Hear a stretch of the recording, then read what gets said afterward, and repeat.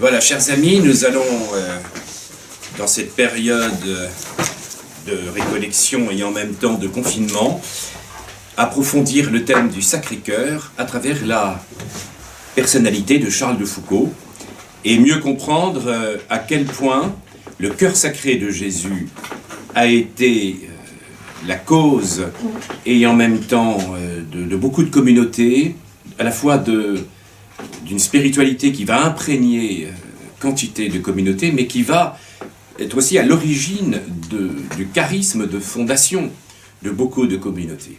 Ce sont des centaines, au XIXe siècle et début XXe, de communautés, aussi bien féminines que masculines, religieuses, sociétés de vie apostolique, qui vont être imprégnées de la spiritualité du Sacré-Cœur, et particulièrement des communautés missionnaires. L'une de ces personnalités qui va marquer le plus notre époque et le début du XXe siècle, c'est bien sûr Charles de Foucault,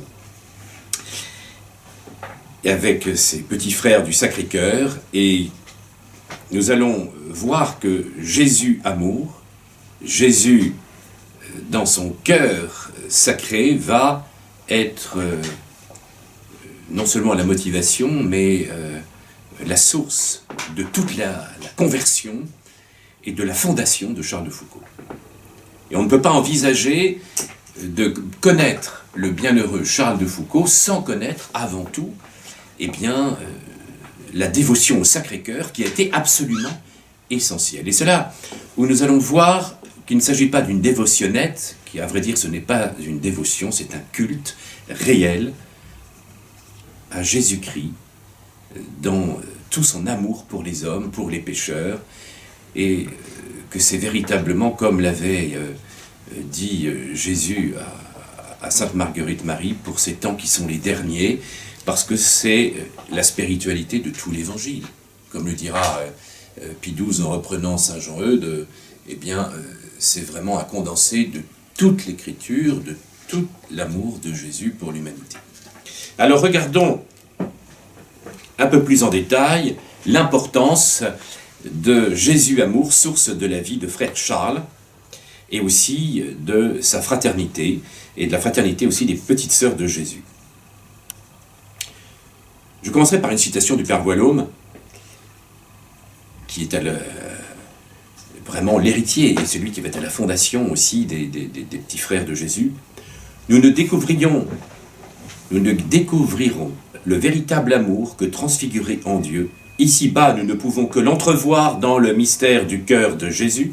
Ce mystère n'est pas une dévotion, il est au centre du mystère de l'incarnation. Car si le Verbe s'est fait chair, l'amour s'est fait cœur d'homme. Et je crois que c'est très bien résumé. Le Père Boileaume a saisi toute l'ampleur de la spiritualité de Charles de Foucault. L'amour s'est fait cœur d'homme. Parler de la présence du cœur du Christ dans la vie de Charles est une chose à la fois simple et difficile. Très simple parce que cette présence est ce qui va expliquer toute sa vie, ce qui l'unifie profondément, tout au long des différentes étapes de son existence depuis le moment où il a rencontré le Christ. Et c'est une vie qui semble être en continuel mouvement et très difficile, parce qu'en forçant un peu, on pourrait dire que dans ses écrits, cette présence est à la fois partout et nulle part. À chaque instant, le mot surgit sous sa plume, mais nous ne la trouvons pas comme une dévotion, vous voyez. On pourrait s'en étonner, mais on peut en effet dire que frère Charles, c'est un peu ce que sœur Geneviève disait de sa sœur Sainte Thérèse de l'Enfant Jésus. Ma sœur n'avait pas de dévotion, elle ne comprenait pas comme tout le monde la dévotion du Sacré-Cœur, parce qu'on en avait fait une dévotion alors que c'est un culte, celui de l'amour. Nous avons cette citation chez le Père Marie-Eugène de l'Enfant Jésus, qui est à l'origine de la remarquable fondation de Notre-Dame de Vie. Donc, ton amour a grandi avec moi dans les éditions du Carmel, et je crois que le Père Eugène de l'Enfant Jésus a bien compris comment aussi, ce sera l'occasion d'une autre conférence sur le Sacré-Cœur et Sainte Thérèse de l'Enfant Jésus. De même, c'est ainsi, comme l'écrit son directeur, l'abbé Huvelin, au Père abbé de Solesmes, que Charles avait fait de la religion un amour. Cette phrase nous livre en raccourci toute la vie de frère Charles qui, après sa conversion, retrouvant la foi, il se livre tout entier à l'amour brûlant du Christ.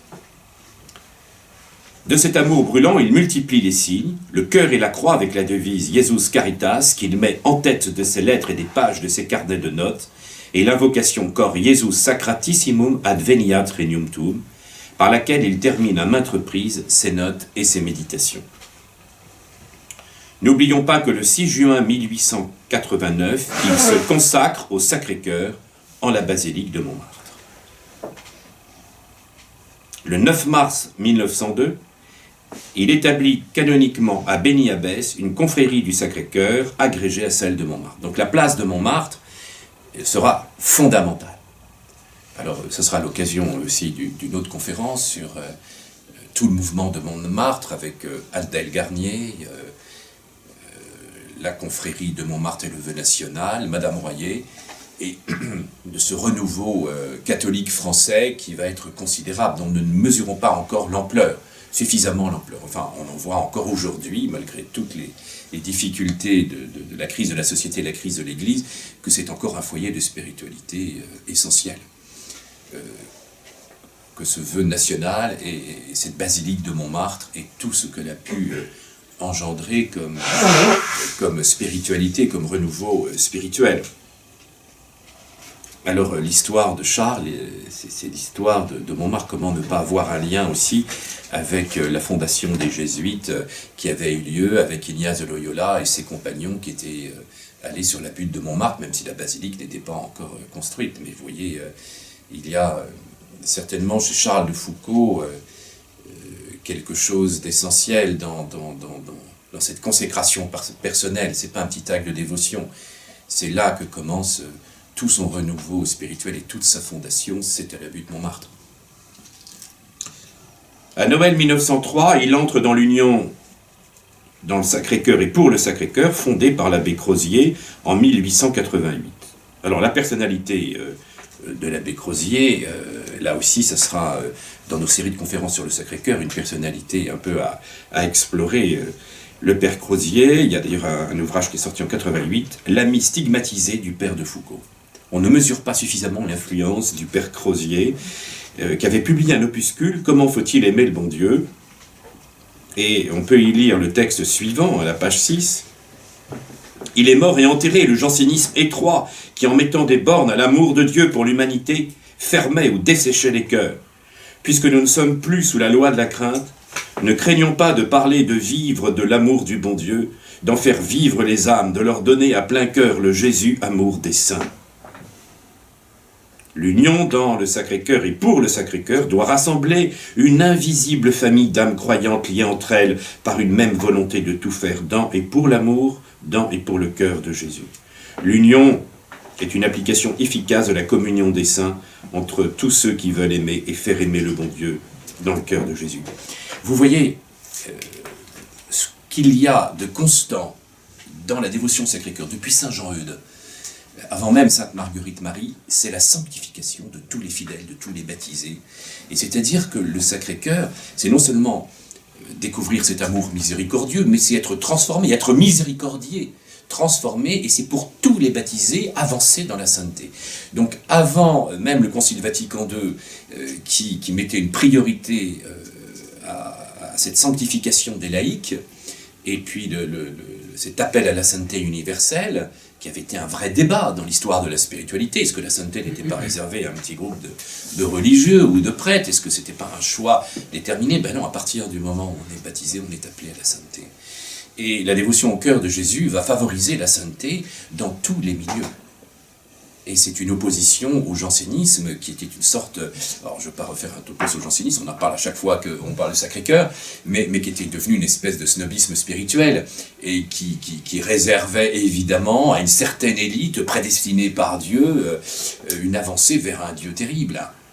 Alors, bon, je schématise un peu, mais vous voyez bien que l'insistance avec le Sacré-Cœur, c'est la priorité de la grâce, et de l'amour infini de Jésus qui appelle tous les hommes à la sanctification, être transformés par son amour. Et ça doit nous donner une dimension missionnaire. La grâce n'est pas réservée qu'à certaines élites spirituelles, mais avoir ce souci de la sanctification de tous. Ainsi, l'influence de l'abbé Crozier va être très importante. Lors de son voyage en France en 1911, Charles se rend à Lyon pour y voir l'abbé Crozier, qui deviendra ensuite un maillon essentiel pour l'union fondée par le frère Charles. Et d'ailleurs, les disciples du père Crozier deviendront ceux du frère Charles. Lors de ses différents séjours en France, il se rend pèlerinage au Sacré-Cœur de Montmartre. En 1909, il y emmène Massignon, l'âme tourmentée et complexe, mais il y emmène pour y passer toute la nuit en adoration, et dans une lettre à ce dernier, il lui propose que chaque jour, après l'Angélus du matin, celui du midi, celui du soir, il s'unisse à lui pour chanter le Veni Creator, suivi de 3 fois de l'invocation Cor Jesus Sacratissimum, Adveniat Regnum Tuum. Afin de prier l'Esprit Saint de répandre des grâces dans toutes les âmes, il lie la dévotion du Sacré-Cœur à l'Esprit Saint, pour que l'Esprit Saint nous permette, vous voyez, de saisir l'amour infini du Christ. C'est en recevant l'esprit d'amour que nous comprendrons ce que le Christ a véritablement vécu et de quelle manière il a aimé l'humanité. Ainsi, on pourra faire régner son amour dans tous les cœurs. Quand il s'installe à Béni-Abbès, il donne à sa cousine, qui l'a initié, vous savez bien que Madame de Bondy l'a initié à ce culte du Sacré-Cœur, et que c'était une fervente disciple du Sacré-Cœur, et il donne à sa cousine la description de sa chapelle, et vous voyez un peu ce qui est la photo de cette chapelle. J'aurais dû la porter, je vous la montrerai la prochaine fois. Vous m'avez demandé une description de la chapelle dédiée au Sacré-Cœur de Jésus s'appelle la chapelle de la fraternité du Sacré-Cœur de Jésus. Ma petite demeure s'appelle la fraternité du Sacré-Cœur de Jésus. Je veux habituer tous les habitants, chrétiens, musulmans et juifs et idolâtres, à me regarder comme leur frère, le frère universel. Il commence à appeler la maison la fraternité, la kaoua en arabe. Cela m'est doux. Au-dessus de l'autel est un grand Sacré-Cœur en pied, à peu près grandeur naturelle. Le Sacré-Cœur pénitent étendant ses bras pour embrasser, serrer, appeler tous les hommes et se donner pour tous en leur offrant son cœur. C'est moi qui ai dessiné et peint le Sacré-Cœur. Quand je n'ai pas de tableau me plaisant, j'en fabrique, comptant sur son indulgence. Et c'est très touchant, ce Sacré-Cœur, vous voyez, qui embrase l'humanité. On aura ça aussi, une apparition à une mystique, Sœur Olive, où le Sacré-Cœur va embraser l'humanité, le lien entre Sacré-Cœur et Christ-Roi, qui sera très, très important. Détail intéressant et significatif, c'est dans la lettre où il décrit le Sacré-Cœur qu'il se nomme pour la première fois le frère universel. Vous comprenez bien que le frère universel, c'est pas le frère franc-maçon. Vous comprenez bien que le frère universel, chez Charles de Foucault, c'est vraiment vivre dans l'amour de Jésus, dans cet amour infini du Christ, dans cette communion du coup de sainteté, se faire le frère de tout homme, avoir un désir missionnaire pour vous faire découvrir l'amour du Christ de tout homme. Et c'est en étant unis au cœur de Jésus qu'on va pouvoir aimer l'humanité et aller au-delà de, je dirais, de toutes les difficultés relationnelles qu'on peut avoir, des répugnances, des difficultés, et Dieu sait qu'il a été confronté à une humanité très diverse, et son amour pour des gens qu'il rencontrera, des musulmans, des Touaregs, des petits, des esclaves, de tous ceux qu'il rencontrera, qu'ils soient des Français, que ce soit des militaires, que ce soit les gens qui viendront à lui, que ce soit les colons, que ce soit les musulmans, ça sera le même amour qui prendra sa source dans le cœur de Jésus. Et ça, c'est fondamental pour comprendre la dimension missionnaire de Frère Charles. Un an plus tard, il écrit à sa cousine « Il m'est très doux de voir la petite bannière du Sacré-Cœur flotter sur la chapelle en ce pays. » Pour continuer son œuvre, il prévoit des fondations qu'il met sous le signe du Sacré-Cœur. Ermite du Sacré-Cœur, qu'il appellera dans la suite petit frère du Sacré-Cœur de Jésus, petite sœur du Sacré-Cœur de Jésus, union des frères et des sœurs du Sacré-Cœur de Jésus, son grand projet missionnaire pour faire venir des familles en Algérie pour la mission auprès des musulmans. Aux ermites du Sacré-Cœur de Jésus, tout comme aux petits frères, il destine comme habit une blouse blanche avec comme insigne le cœur surmonté de la croix, et c'est l'habit qu'il portera à Béni-Abbès. Ce cœur écrit sur ma robe, il est là pour que je me souvienne de Dieu et des hommes, pour les aimer.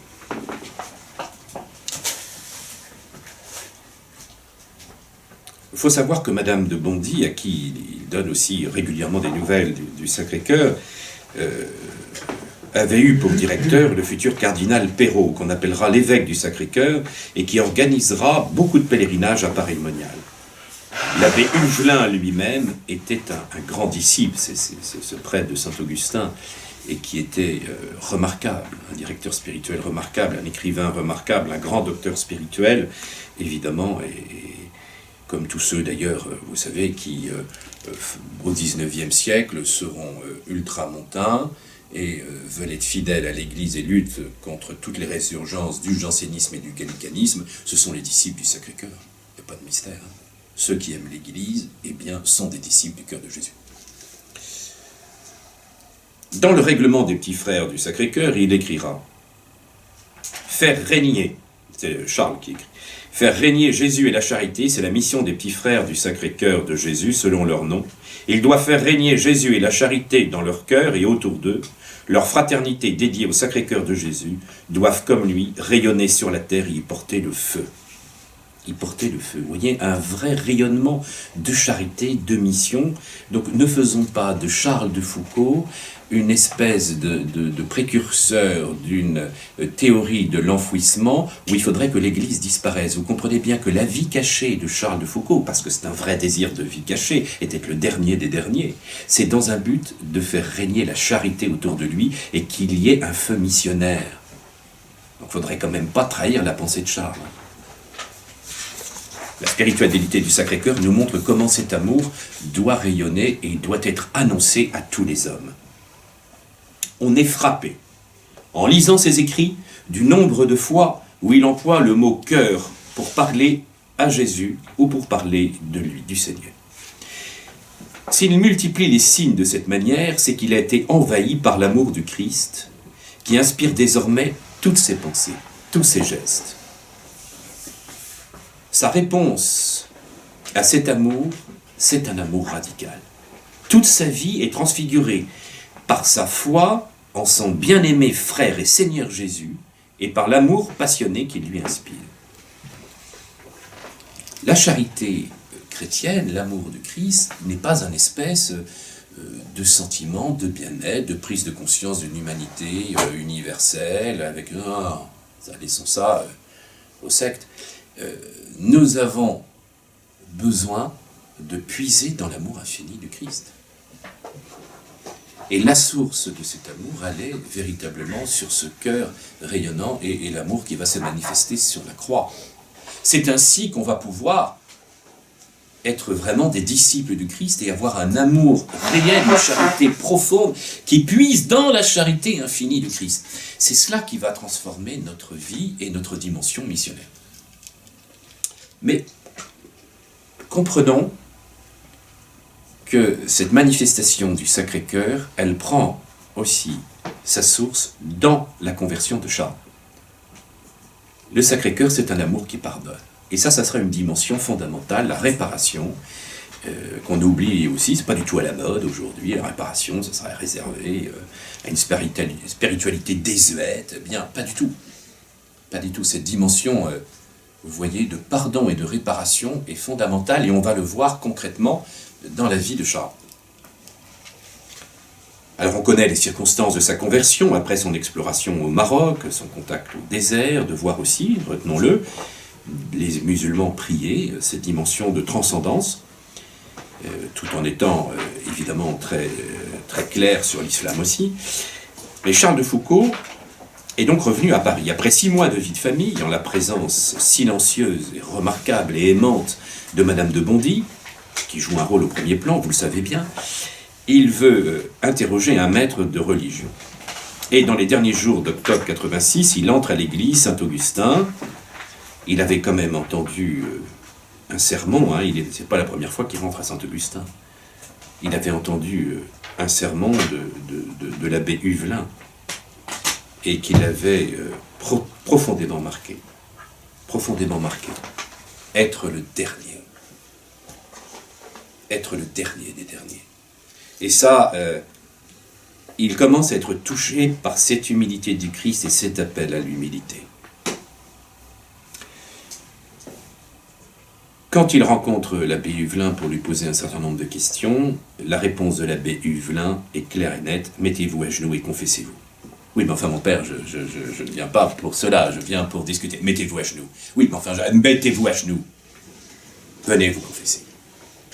Et c'est au cours de cette confession, parce que l'abbé Huvelin, était en contact avec Marie de Bondy, et il se rend compte qu'il a affaire à une âme d'élite, dans le bon sens du terme, eh bien, il sait très bien que c'est à travers ce sacrement du pardon que la grâce va être donnée. Et que cet homme qui est droit, honnête, cet homme qui a un grand sens de l'honneur, ce militaire exceptionnel, eh bien, ne peut avoir dans un regard sur sa vie qu'un sentiment profond d'humilité et de compréhension que face à l'infini, qu'est-ce qu'il est, qu'est-ce que c'est que cette vie qu'il a eue jusqu'à maintenant. Et c'est donc, vous le savez bien, le moment de la grâce, conversion totale et sans retour. On peut dire que dans cette confession, c'est d'emblée la rencontre avec l'amour miséricordieux qui pardonne, avec un amour brûlant qui se donne. D'emblée aussi, l'amour du Christ se révèle à lui, dans sa manifestation la plus grande, le don de l'Eucharistie. Immédiatement, l'abbé Huvelin lui dit « Allez ».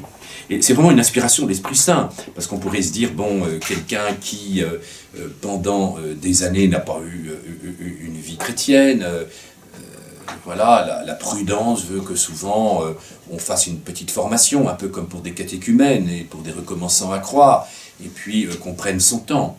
Mais là, il y a vraiment une inspiration de l'Esprit Saint. L'abbé Huvelin a compris que le temps était pour cet homme de la miséricorde, et la miséricorde à l'infini par le don immédiat de l'Eucharistie, de la présence du Christ. Et on peut dire aussi qu'à partir de cette confession et de cette communion, nous passons... alors il y a eu différentes étapes dans sa vie, bien sûr, là, on était dans l'étape qui précède la confession au chercheur de Dieu, à l'homme d'honneur qui est séduit par les vertus humaines les plus importantes, et puis aussi par, évidemment, les questions métaphysiques. Mais de ce chercheur de Dieu, après avoir été un grand pécheur, ce chercheur de Dieu va devenir le bienheureux Charles de Foucauld. C'est-à-dire que, bien sûr, il y aura encore une progression après qui va avoir lieu. Mais c'est une telle effusion de grâce, une telle effusion d'amour qui a lieu à ce moment de confession et de communion, qu'il y a, à partir de ce moment-là, une charité immense qui laisse entrevoir que cet homme va entreprendre les choses les plus incroyables. La sainteté est en lui. Cette sainteté, c'est pas n'importe laquelle, c'est celle du cœur de Jésus. Cet amour miséricordieux, il n'arrête pas de s'en émerveiller. 10 ans après sa conversion, il écrira en méditant la parole de l'enfant prodigue. Accourant, il tomba sur son cou et l'embrassa. Apportez sa tunique première et des chaussures et tuez le veau gras. Ô mon Dieu, que vous êtes bon! C'est ce que vous avez fait pour moi. Oui, jeune, je suis allé loin de vous, loin de votre maison, dans un pays éloigné, le pays de l'incrédulité, de l'indifférence. Oh, qu'il est douloureusement loin de vous, ce pays-là. Et puis, quand je suis revenu vers vous, bien timidement, en tâtonnant, vous faisant cette étrange prière, si vous existez, faites que je vous connaisse. Ô Dieu de bonté, avec quelle tendresse, accourant aussitôt, vous tombâtes sur mon cou, m'embrassâtes, avec quel embrassement vous me rendîtes la tunique d'innocence, et à quel divin festin, bien d'autre que celui du père de l'enfant prodigue, vous m'invitâtes aussitôt. Comme il est bon, ce père de l'enfant prodigue, mais comme vous êtes 1000 fois plus tendre que lui, comme vous avez fait 1000 fois plus pour moi qu'il n'a fait pour son fils, que vous êtes bon, mon Seigneur et mon Dieu, merci, merci, merci sans fin, merci, enfant prodigue, non seulement reçu avec une si ineffable bonté, mais cherché par ce Père béni et rapporté par lui dans ce pays lointain. Quels sont mes devoirs envers ce Père bien-aimé? D'abord de l'aimer, ensuite de l'aimer, et enfin encore de l'aimer, car aimer contient tout, et assurément, une de ces choses qui lui sont les plus agréables, c'est que nous montrions tendre comme il l'a été envers nos frères cadets. Oui, que nous puissions les chercher, comme il nous a cherchés, entrant ainsi alors dans son plan de providence. Et puis, Quand notre petit frère prodigue rentre au foyer, il faut le recevoir comme notre Père nous a reçus nous-mêmes, sans retour sur le passé, en lui montrant la même confiance, la même affection, la même tendresse, la même estime que s'il n'était jamais sorti de la maison. Que le seul vestige du passé qui paraisse en nous soit la joie profonde et débordante du retour, se manifestant en courant à sa rencontre, en faisant ce jour réjouissance sur la terre, comme il y a réjouissance dans les cieux.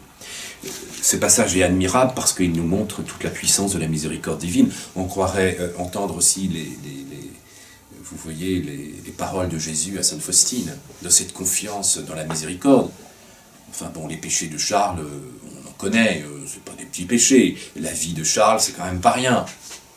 C'est quand même pas rien. Il pourrait être uniquement dans une spiritualité de la repentance, axée uniquement sur, vous voyez, sur son péché. Il pourrait être un peu désespéré. Or, il y a une confiance qui s'inscrit complètement, alors c'est toute la spiritualité du Sacré-Cœur, mais c'est ce que nous aurons aussi avec la petite Thérèse, et c'est cette spiritualité de la confiance, de ne pas passer son temps à regarder le passé et son péché, mais comprendre que la puissance du Christ, c'est une puissance amoureuse qui vient nous arracher à notre mal, et qui vient justement nous transformer dans cet amour pour que nous-mêmes, nous soyons les témoins de cet amour. Et donc la clé de sa spiritualité, de sa dimension missionnaire, c'était à l'image du père de l'enfant prodigue. C'est ce père généreux qui accueille, qui reçoit, qui donne la tunique et qui organise le festin. Et donc c'est cette dimension missionnaire, ne pas être mesquin dans notre vie chrétienne. Et pour nous, prêtres ou frères, pour la communauté, mais évidemment pour tout fidèle aussi, mais avoir cette dimension missionnaire, ce n'est pas être mesquin, vous voyez, en se disant « Ah ben tiens, celui-là se convertit, mais enfin bon, on connaît son passé, peut-être pas qu'il en rajoute trop quand même. » On a un peu cette tendance, vous voyez, un peu mesquine de se dire, ou alors d'exclure une catégorie de personnes, en disant « Bon, bah cette population-là, elle nous prend la tête. » Pour viser personne, je pense un peu à nos musulmans, les réticences qu'il peut y avoir à annoncer le Christ, ou de se dire eh bien, que l'amour de Jésus est pour eux aussi, cette espèce de réticence avec un petit fond quand même, un peu de mesquinerie qu'il y a dans le cœur de l'homme, de se dire bon, bah, vu ce qui se passe aujourd'hui, c'est peut-être pas à eux qu'on va annoncer l'évangile. Ça, c'est anti-chrétien. Vous voyez. C'est-à-dire que vraiment, la dimension missionnaire, elle est totale. Et les missions ont toujours provoqué des étonnements, des révoltes au cours des époques, vous voyez. Et ce que je voudrais vous montrer, c'est que la tradition catholique, vraiment la tradition catholique, c'est l'ouverture missionnaire. Et ça, c'est quelque chose d'essentiel. Et qu'il y a toujours eu de la part des fondateurs, de la part des saints, de la part des missionnaires, à combattre contre de mesquinerie qui ne correspond pas à la tradition catholique. Une espèce de mesquinerie. J'ai parfois entendu des gens qui me disent « Oui, bah, des missionnaires en Afrique, ça va bien, hein. On va peut-être d'abord penser à notre pays. » Mais ce que ne comprennent pas souvent ces personnes qui disent cela, c'est que la générosité pour le monde permet justement eh bien, d'être plus missionnaire dans son pays, et vis-à-vis des plus proches. C'est-à-dire que, encore une fois, comme le disait un grand penseur, la seule internationale qui tienne, c'est l'Église catholique, donc la seule dimension universelle qui permet de ne pas nier les réalités les plus proches, c'est vraiment le mystère de l'Église, c'est cette communion mystique. Donc, plus vous aurez en période de renouveau des missionnaires qui partent à l'autre bout du monde, plus vous aurez des hommes qui auront ce besoin missionnaire d'aller à l'autre bout du monde, chercher les tribus les plus éloignées, les plus arriérées pour certains, etc., eh bien, ce sont ces hommes qui vont permettre, à travers leur dimension missionnaire, eh bien, de renouveler la dimension missionnaire de leur propre pays. Alors, les exemples pourraient être nombreux, mais je pense à la période de la Contre-Réforme, à la période de la Contre-Réforme, c'est-à-dire la vraie réforme catholique du Concile de Trente, eh bien, qui a été une dimension missionnaire extraordinaire. Renouveau du clergé dans notre pays, à travers les sociétés les premières sociétés de vie apostolique, comme justement Saint-Jean-Eudes, les Udis, l'Oratoire de France, comme les Sulpiciens avec Saint-Vincent de Paul, enfin, de nombreuses congrégations qui vont à la fois s'attacher à renouveler la dimension missionnaire en France, et en même temps qui vont avoir un souci de l'universel. Vous voyez, qui partiront un peu partout. Alors c'est les périodes les plus frappantes de ce renouveau missionnaire, je n'ai pas tout en tête, mais c'est vraiment la Contre-Réforme avec le XVIIe siècle, qui qui sera un siècle missionnaire extraordinaire, et il y aura toujours les deux dimensions. Oui. Et puis le 19e, fruit évidemment de tous les martyrs de la Révolution, et c'est évident que ces milliers de congrégations missionnaires en Europe, enfin donc qui partent de l'Europe et qui vont se répandre dans le monde, et qui auront toujours ces deux dimensions, vous voyez.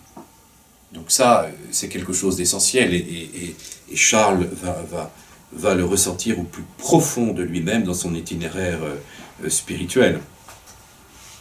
Et donc lui qui est pardonné, lui qui vit ce pardon intérieur, qui vit véritablement cet amour du Christ au plus profond de son cœur, il a un désir, c'est d'accueillir tous les hommes, c'est d'accueillir véritablement les plus grands pécheurs, c'est évoquer la miséricorde du Père qui est donnée dans le cœur de Jésus. Frère Charles s'est livré totalement à la miséricorde de Dieu. Son existence ancienne semble n'avoir pas laissé de traces dans sa mémoire. Alors quand même, dans certains écrits, on voit que c'est quand même un drame qu'il a vécu. Il y aura quand même quelques écrits, mais vous voyez la manière dont il en parle, c'est que c'est surmonté par cette confiance dans la miséricorde de Dieu. En tout cas, ce n'est pas une complaisance dans sa misère passée. Oui, il serait dans des écrits à se morfondre sur des pages et des pages, sur une description des péchés passés. À la miséricorde de Dieu correspond en lui une seule préoccupation, comment répondre à un si grand amour. C'est cela seul qui comptait pour lui désormais. Aussitôt que je crus qu'il y avait un Dieu, je compris que je ne pouvais faire autrement que de ne vivre que pour lui. Ma vocation religieuse date de la même heure que ma foi. Ma vocation religieuse date de la même heure que ma foi. Comment rejoindre le bien-aimé? Comment l'aimer, sinon en cherchant avec lui cette configuration la plus étroite, c'est ce qu'il va encore exprimer dans l'un de ses écrits. L'Évangile me montrera que le premier commandement est d'aimer Dieu de tout son cœur, qu'il fallait tout enfermer dans l'amour. Chacun sait que l'amour a pour effet l'imitation. Il restait donc à entrer dans l'ordre où je trouverais le plus exacte imitation de Jésus. C'est là que commence l'itinéraire spirituel complexe de Charles. L'itinéraire de Charles ne sera rien d'autre qu'un processus d'une assimilation passionnée de l'amour de Jésus, dans cet amour incarné dans un cœur humain. Parce qu'il se laisse de plus en plus habiter par le mystère de l'incarnation, il est appelé de plus en plus à vivre avec ses frères, à partager leur destin, à s'en faire solidaire. Il le fait pas à pas, suivant les traces de son bien-aimé frère et Seigneur Jésus, en se laissant transformer par cet amour toujours plus grand que ce que nos vies peuvent évidemment en saisir. Première étape, imitation de Jésus, pauvre artisan de Nazareth, ensuite la trappe et Nazareth. Durant le pèlerinage en Terre Sainte, qu'il fera en novembre 88 et février 89, frère Charles est particulièrement touché par le mystère de l'incarnation. Il en est bouleversé. Alors il faut lire tout son journal, c'est une somme. Peut-être qu'un jour Charles de Foucault sera déclaré docteur de l'Église. On découvre l'ampleur de ses écrits, et puis de différentes étapes. Et déjà, ça commence dès ses premiers pèlerinages, comme laïc, vous voyez. Il découvre le visage de Jésus concret, Jésus vivant, homme de sa terre et de son peuple, Jésus de Nazareth. Il écrit: après avoir passé la Noël de 88 à Bethléem, avoir entendu la messe de minuit et reçu la Sainte Communion dans la grotte, au bout de 2 ou 3 jours, je suis retourné à Jérusalem. La douceur que j'avais éprouvée à prier dans cette grotte qui avait résonné des voix de Jésus, de Marie et de Joseph, où j'étais si près d'eux, avait été indicible. Mais hélas, après 1 heure de marche, le dôme du Saint-Sépulcre, le calvaire, le mont des Oliviers se dressait devant moi. Il fallait qu'on le veuille ou non, changer de pensée, se retrouver au pied de la croix, mais c'était le même amour. Il arrive ensuite à Nazareth où il va découvrir ce qu'a été l'existence humble et obscure du divin ouvrier de Nazareth. Cette rencontre est décisive. Charles de Foucault sait maintenant que son chemin est dans l'imitation la plus exacte possible de cette vie terrestre. Et c'est ça qui le touche, c'est que l'amour est allé jusqu'à cette vie humble, cachée, et que toute la vie de Nazareth est un reflet de ce cœur de Jésus. Alors, dans cette imitation la plus exacte du pauvre artisan de Nazareth, c'est la trappe qui va lui paraître, comme se rapprocher le mieux de celle du Christ. Et il choisit la trappe de Notre-Dame-des-Neiges à cause de sa pauvreté. Il y entre le 15 janvier 1890 sous le nom de frère Marie-Albéric, puis après quelques mois, il demande à être envoyé à la trappe d'Agbès en Syrie, encore beaucoup plus pauvre. Durant cette période où il est moine à la trappe, deux aspects importants vont marquer la vie de Charles. Premièrement, il veut consoler le cœur du Christ. Et puis, deuxièmement, il veut partager complètement la pauvreté et l'humble labeur. Alors, consoler le cœur du Christ, le prieur d'Agbès écrit à son sujet, c'est dans toute la force du mot, un saint religieux, écrira-t-il, d'un recueillement, d'une mortification, d'une obéissance dont nous ne connaissons pas les bornes. Durant ces longues années de vie religieuse, le père abbé n'en a jamais rencontré de semblable. Il fait toutes ses actions pour consoler le Sacré-Cœur. C'est très important parce que vous savez que ça a été l'une des objections à la béatification de Charles de Foucauld, se demander si on n'a pas affaire à un instable après une conversion. Le gars qui passe de monastère en monastère, qui se croit plus pieux que tout le monde, ça peut être un signe d'une instabilité et d'un manque de jugement. Or, Charles de Foucauld, c'est pas ça. C'est pas ça. Parce que celui qui agit comme ça, qui manque d'équilibre et qui se croit un peu plus pur que tout le monde, il peut y avoir ce phénomène dans certaines conversions où il y a un manque de réalisme sur ce qu'est la vie religieuse et puis la stabilité. Souvent, on remarque que dans l'obéissance, dans les détails, la personne n'est pas très fidèle. Et que souvent la personne se fait illusion spirituellement. Alors ce qui est intéressant chez Charles de Foucauld, c'est que tous ses supérieurs sont unanimes pour dire qu'il était dans une grande simplicité et obéissance. Donc son passage déjà de la trappe de Notre-Dame-des-Neiges à Agbès, c'est une recherche d'une plus grande humilité, d'un plus grand service des pauvres. Et à chaque fois, il se donne avec générosité. Vous voyez, il n'est pas dans un idéalisme spirituel, il le vit dans la simplicité, l'obéissance, ne fait pas la leçon aux autres, il ne se croit pas supérieur aux autres. Il est avant tout dans une grande simplicité de vie évangélique. À tel point que le père abbé de la trappe, c'est pas des petits gars spirituels, c'est pour des gars à qui on peut faire illusion. Pour que le père abbé puisse écrire « Il n'en a jamais rencontré de semblable », c'est que nous avons affaire à un vrai saint. Alors, je ne sais pas si vous avez déjà rencontré des trappistes qui ont 40 ans de vie religieuse, c'est quand même pas des guignols. Donc évidemment, pour que le père abbé ait un tel jugement élogieux, c'est qu'il a eu en face de lui, évidemment, une âme d'élite. Dans une lettre à Madame de Bondy, il écrit « Que tous nos actes soient pour le soulager, consoler ce Sacré-Cœur que vous m'avez fait connaître. Que tout ce que nous sommes soit pour sa consolation pour lui. » Alors comment veut-il consoler Jésus? Eh bien, dit-il encore dans ses écrits, en partageant tous ses sentiments, en vivant sa vie, en aimant Dieu par-dessus tout, et ses enfants à la folie, en vivant des sacrifices. Donc que toute sa vie soit véritablement un don total, aimer Dieu par-dessus tout, en faisant de sa vie comme un sacrifice pour aimer et par amour. Et alors, il veut rejoindre ce que le Christ a pu vivre durant son agonie à Gethsémani. Ne croyons pas qu'il ne reste que dans les mystères joyeux. Il sait très bien que dans l'anéantissement de Nazareth, c'est une préparation, évidemment, à Gethsémani. J'ai demandé à notre Seigneur, pour mon lot, de partager toutes ces tristesses. Tenir compagnie à notre Seigneur autant que possible dans ses peines, tenir compagnie à celui dont la vie sur terre a été toute de sacrifice. Nous avons un bonheur que n'ont ni les saints ni les anges, celui de souffrir avec notre bien-aimé, pour notre bien-aimé. Ne soyons pas plus pressés que Dieu ne le veut de quitter le pied de la croix. Donc vous voyez comment sa spiritualité est liée aussi au mystère du Golgotha, à l'offrande du Christ. Il comprend très bien que le moment le plus important, c'est l'offrande suprême de notre Seigneur sur la croix. Et que sa contemplation, et que, encore une fois, la vie de Nazareth qu'il va imiter, c'est pour arriver au don suprême, ce que Charles réalisera lui-même dans sa vie, le premier vendredi du mois 1916. Il veut, deuxièmement, je vous l'ai dit, il veut partager complètement la pauvreté. Donc, Autre aspect important qui va marquer la vie de frère Charles, la pauvreté, l'humble labeur, l'ensevelissement, l'obscurité de Jésus. Et donc, il veut le vivre particulièrement, d'abord dans cette trappe d'Agbès.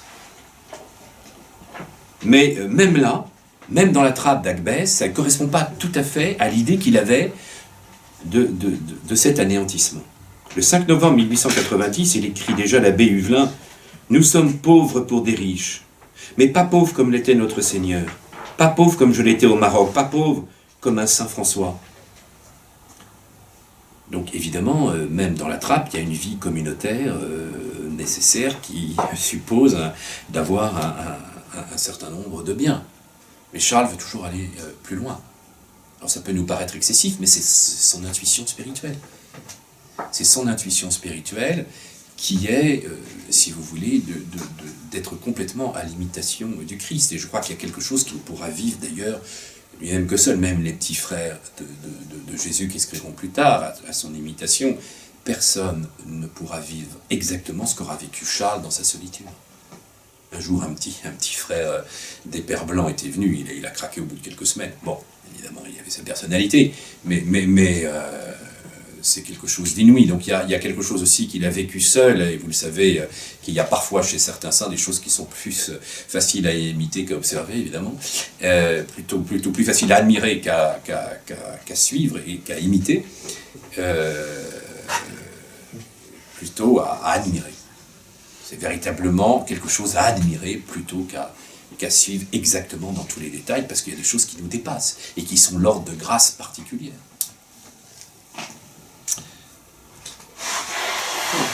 Le 10 avril 1894, il écrit à Madame de Bondy « Il y a une 8aine de jours, on m'a envoyé prier près d'un pauvre indigène catholique mort dans le hameau voisin.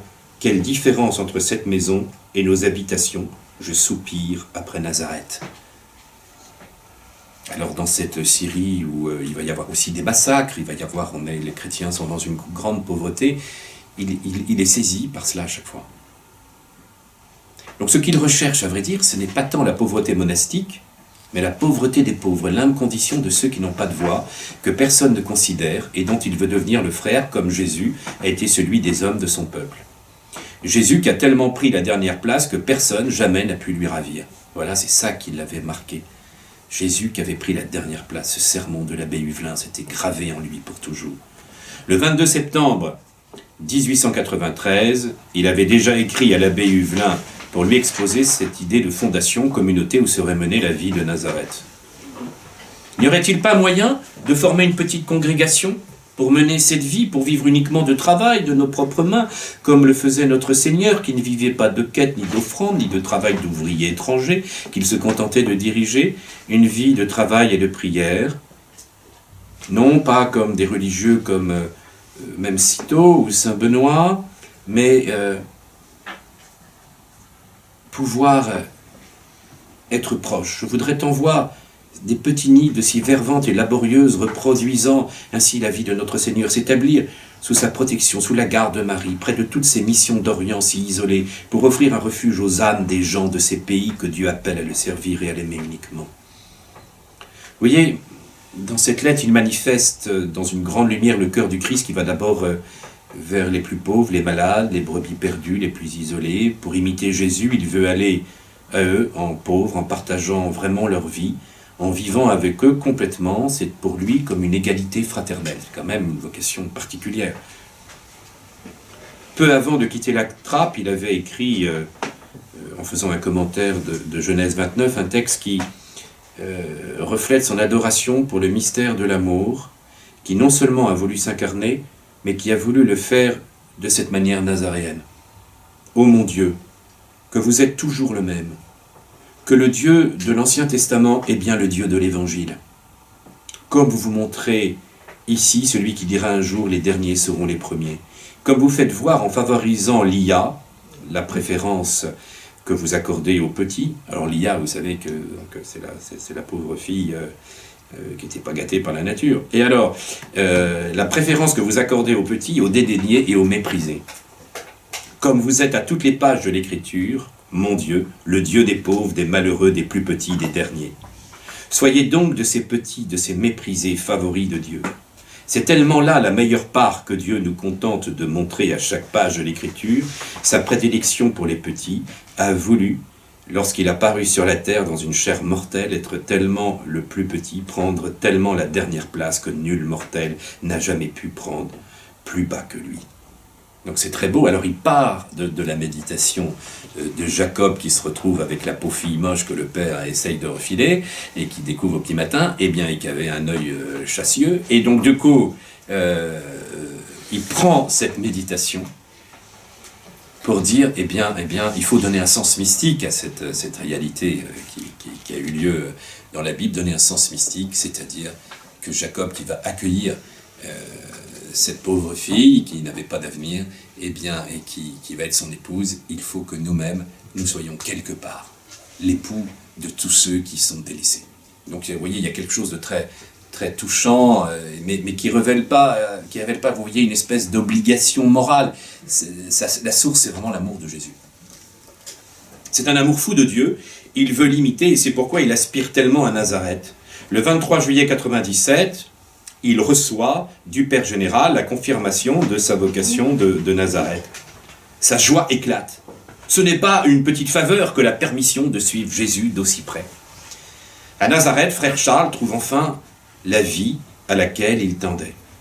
Alors, vous savez qu'il va être mis dans cette cabane. Alors, malheureusement, j'ai été cet été voir nos chères Clarisses de Nazareth, mais c'est plus l'endroit où était Charles de Foucauld. Donc ça a été déplacé. Enfin, on peut quand même reconstituer, revoir un peu les différents endroits. C'est-à-dire que le couvent, maintenant, ils sont dans les hauteurs de Nazareth, n'est plus le couvent original qui est en bas, qui est tenu par, je ne sais plus qui, par des pères, qui sont là. Alors vous pouvez quand même aller sur les lieux, mais ce n'est pas exactement voilà, la cabane telle qu'on l'a vue. Dans ma cabane de planches, au pied du tabernacle des Clarisses, dans mes journées de travail et mes nuits de prière, j'ai tellement bien ce que je cherchais et désirais depuis 8 ans, qu'il est visible que le bon Dieu m'avait préparé ce lieu, et ce lieu dans Nazareth qui depuis longtemps miroitait à mes yeux. C'est bien cette imitation de la vie cachée de notre Seigneur et de son obscurité et sa pauvreté. Alors ça c'est extraordinaire ce qu'il va vivre là. Alors vous savez qu'il avait caché son identité auprès de la mère supérieure de Nazareth. Et alors pareil, quand même, la mère supérieure, il ne faut pas lui raconter, quand elle a vu cet homme, la manière dont il priait, celui qui avait choisi la petite cabane au fond du jardin, la manière dont il était en adoration à la messe, elle va mener son enquête. Hein, c'est quand même une bonne sœur Maline, il ne faut pas quand même en raconter. Quand même. Alors, elle va s'apercevoir qu'elle a affaire au vicomte Charles de Foucauld, évidemment. Alors là, branle-bas de combat, vous imaginez, dans le couvent des bonnes sœurs. Et alors on a prévenu la mère supérieure, enfin le téléphone arabe, c'est le cas de le dire, a marché. Et alors là... évidemment que la mère supérieure de Jérusalem va convoquer notre bon Charles, parce que c'était inouï de voir cet homme, la manière dont il priait, dont il rendait service, elle était complètement bouleversée par la vie de cet homme au fond de la cabane. Durant ce temps, la place est faite à la lecture de la parole de Dieu. Là aussi, vous voyez, comme Sainte Thérèse, une grande connaissance de l'Écriture. Et avant, vous voyez le concile, comment c'était présent chez des âmes mystiques, de se sanctifier avec la lecture de l'Écriture et d'être transformé par la lecture de l'Écriture. C'est avant tout ce renouveau biblique, c'est présent, il y a des intuitions mystiques qui sont là, la place de l'Écriture sainte, dans la méditation, dans la vie chrétienne, dans cette lectio divina continuelle. Et ces commentaires de l'Écriture sont admirables, hein, je vous conseille vraiment de les lire. Alors c'est la méditation, l'adoration du Saint-Sacrement. Il prit tout le temps que lui laisse le travail.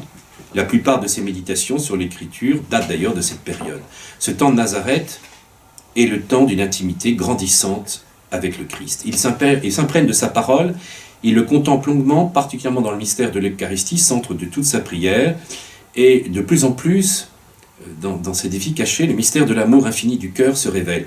Il écrit à Nazareth, « L'incarnation a sa source dans la bonté de Dieu, Mais une chose apparaît d'abord si merveilleuse, si étincelante, si étonnante, qu'elle brille comme un signe éblouissant. C'est l'humilité infinie que contient un tel mystère. Dieu l'être, l'infini, le parfait, le créateur, le tout-puissant, immense, souverain maître de tout, se faisant homme, s'unissant à une âme et un corps humain, et paraissant sur la terre comme un homme et le dernier des hommes.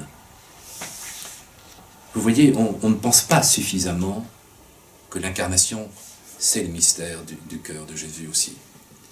Bien sûr, on pense souvent, plus souvent parce que l'image est plus forte, avec la rédemption et le cœur transpercé par la lance, mais comprendre que d'assumer la nature humaine, de vivre ce mystère caché, eh bien, le fait d'être uni à un cœur humain, c'est le mystère de l'amour infini. Et d'être le dernier des hommes, c'est déjà le mystère de l'amour infini.